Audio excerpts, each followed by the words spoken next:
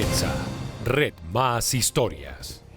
Hola y bienvenidos. La dura situación que enfrentan millones de personas por cuenta del coronavirus ha provocado un desplome global de la economía. Nuestro país no ha sido ajeno al deterioro progresivo del empleo y el ingreso para las familias.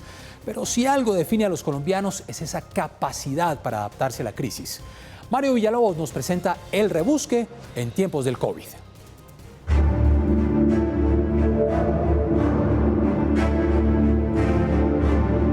Esta es la historia de una tragedia que nadie esperaba. Esta especie de pequeño apocalipsis ha volcado a miles de personas a las calles a rebuscar unos pesos para aliviar el duro golpe que significó el COVID.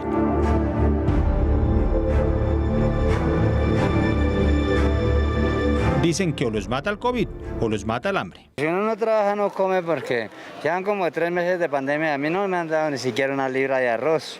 Lo difícil es el clima, estos días ha llovido mucho, no hay mucho, la gente la verdad no está saliendo. En medio de ese peregrinaje urbano, la oferta es directamente proporcional al ingenio para el rebusque y la protagonizan aquellos que por obra y gracia del COVID se convirtieron en expertos en eficiencia de los tapabocas, en analistas de concentración de pureza del alcohol, en referentes de la eficacia de los geles antibacteriales y de todo tipo de cachivaches que tengan que ver con esa obsesión que nos invade a todos por mantener el bicho a raya. Tuvimos que cambiar a productos todo gel antibacterial, tapabocas para poder subsistir ahorita con lo de la pandemia, porque pues si yo soy madre cabeza de hogar y las ayudas del gobierno a mí hasta el momento no me han llegado. Y tuvieron que aprender sobre la marcha, olvidándose de que en muchos casos eran dueños de sus propios negocios, tenían un empleo formal y relativamente bien pago y claro, tuvieron que hacerlo venciendo esa especie de pena que les daba los primeros días, cuando vencieron el miedo. Aprendieron a romper el hielo e hicieron un curso intensivo de culebrero para convencer a todos de las bondades de lo que venden.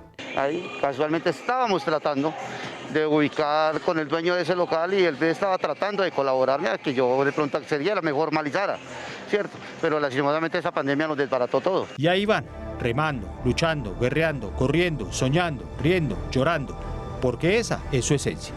Y esperando con ansias que más temprano que tarde se acabe este infierno a cuentagotas, esperando que alguien, algún día, les avise que se terminó el preestreno del fin del mundo.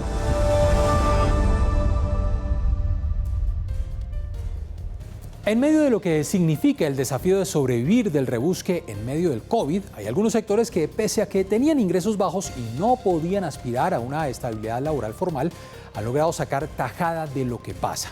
Prueba de ello, los domiciliarios, quienes aseguran que gracias a la pandemia pueden llevar un sustento a casa mucho mejor del que tenían hasta hace unos meses. Mario Villalobos nos trae La vida es bella.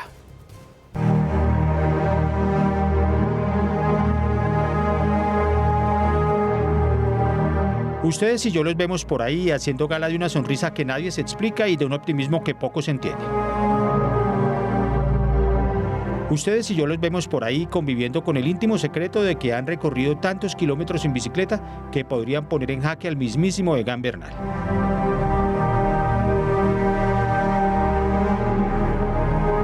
De eso se trata, dicen. Son campeones mundiales de la esperanza, sobre todo cuando uno les pregunta por qué deciden salir a la calle a arriesgarse al virus cuando podrían tratar de rebuscar la plata de otra forma. Yo creo que muchos lo hacemos por necesidad porque también tenemos nuestros hogares, nuestra familia y también con qué comer, porque usted sabe que también las deudas aparte de eso no esperan ni nada. Este ejército impenitente de optimistas desafía el sol, el viento, la lluvia, el frío y el COVID y quién sabe cuántos dramas más.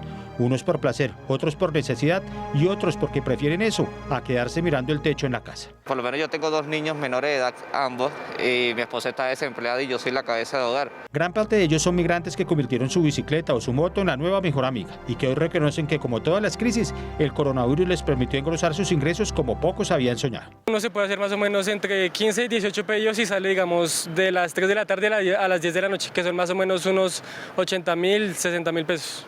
Otros jóvenes profesionales o estudiantes a los que la vida les dio una cachetada, pero que hoy tienen la entereza de seguir adelante y poner la otra mejilla.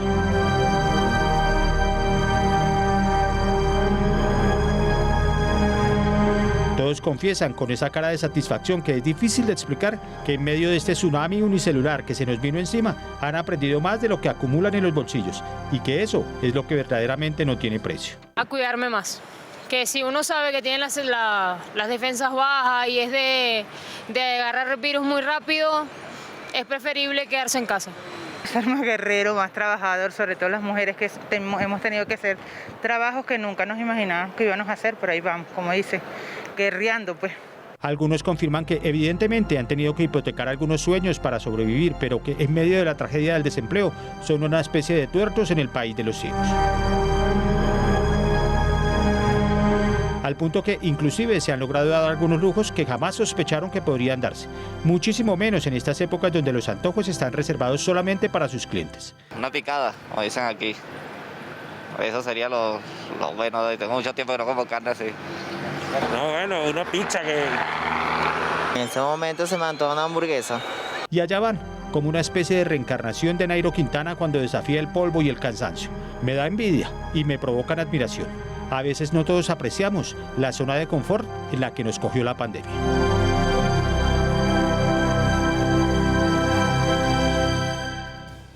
Pero, ¿qué es lo que está pasando globalmente con nuestra economía? ¿Cómo se explica que miles de personas hoy se le midan a lo que sea para poder llevar comida a casa? Y sobre todo, ¿qué podemos esperar de lo que viene? Esta semana se conoció que el desempleo superó el 21% y los expertos aseguran que el panorama es muy sombrío, pero que es una oportunidad para ajustar políticas laborales que ayuden a la reactivación del empleo.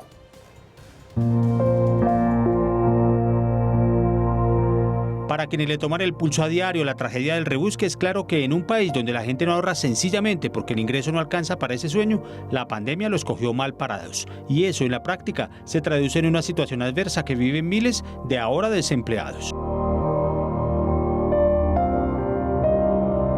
Las cesantías, las liquidaciones a las que hubo lugar y los pocos pesos que arañaban en cada quincena se esfumaron en los primeros meses del confinamiento obligado por la pandemia. Básicamente los hogares están sufriendo en este momento el problema del desahorro, ese mecanismo de transmisión que viene de menos producción porque hay menos ventas y a la vez menos ingreso y peor empleo o ningún empleo, está llevando a que algunos hogares tengan que hacer uso de sus ahorros. Eso explica en parte por qué ese ejército de informales que se agolpaban las calles antes del COVID se engrosó por cuenta de una situación excepcional.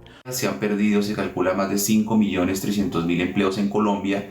Estamos en cifras de desempleo oficiales del 19,8%, sin perjuicio de la informalidad creciente para el país, que antes de la pandemia estaba medida en el 66,3%. Todo eso sin contar que en muchas ocasiones se necesita del ingreso de más de una persona para sostener una casa, lo cual sencillamente quiere decir que millones de hogares están dependiendo del rebusque y de un trabajo que en muchos casos sufre un recorte sensible en su salario. Entonces dependen de cada cheque, por decirlo así, o de cada salario que se paga mensualmente o peor aún quincenalmente. Y a esa fórmula hay que sumar un ingrediente que se discute desde hace mucho tiempo, pero que ni siquiera se debate. El seguro de desempleo podría ser un paliativo para este sorbo amargo.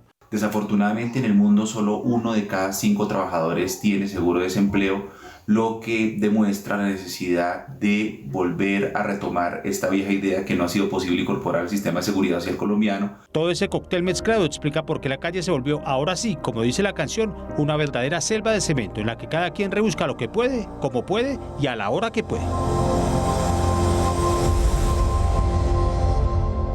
Las personas están buscando una alternativa fácil, rápida. Pero los expertos consideran que una vez ingresa a la informalidad, la posibilidad real de regresar al sector productivo de forma confiable, bien paga y estable será muy difícil, hasta que la pandemia le dé un respiro no solo a la economía colombiana, sino a la global. Migran hacia la informalidad para sustituir la fuente de ingresos o hacer inactividad, y luego es muy complejo retomar y reconducir a esa población a los canales de empleo formal, lo que genera todo un desafío para el país de cara a la pospandemia. En Plata Blanca los expertos prevén un círculo vicioso. Hay que salir a trabajar para reactivar la economía y conseguir un ingreso mínimo para sobrevivir, pero también hay que permanecer en casa para sobrevivir y resguardar la salud.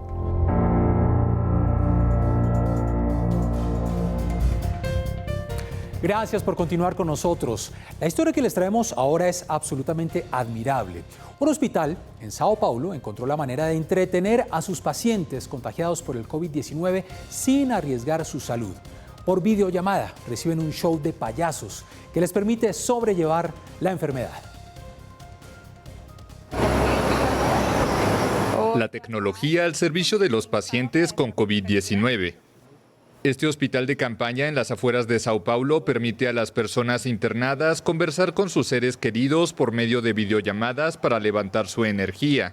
Las conversaciones pueden durar hasta 5 minutos. Psicólogos del hospital afirman que el contacto humano es importante para la recuperación de los enfermos.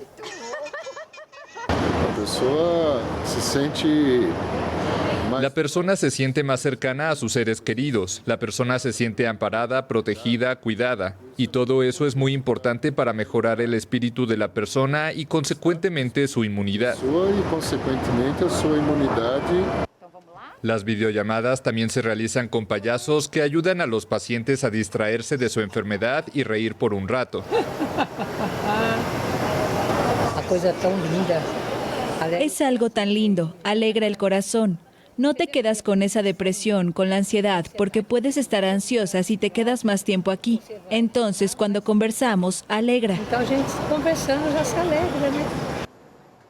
El hospital tiene ocupado solo el 45% de su capacidad de camas de cuidado intensivo. Los médicos atribuyen los bajos números de coronavirus en la zona a una campaña oportuna de información y un sistema sanitario organizado. Gracias por continuar con nosotros. Mañana les tenemos preparado un programa imperdible. Les contaremos la historia de Shahan, el niño genio del origami en el mundo. Sí, señores, es colombiano, vive en Estados Unidos y lleva más de un año enseñando este complejo arte a miles de personas que lo siguen en redes sociales. Sus tutoriales se viralizan, especialmente porque la gente no puede entender cómo un niño de 5 años que está comenzando a aprender a leer, a escribir, tiene unas manos prodigiosas. Bien, llegó el momento de despedirnos, invitarlos a que nos acompañen mañana de nuevo en este espacio. Sigan comentando nuestros contenidos en redes sociales, ya lo saben, con la etiqueta #Buenos Cuentos. Yo soy Jenner Bedoya y esto es Red Más Historias.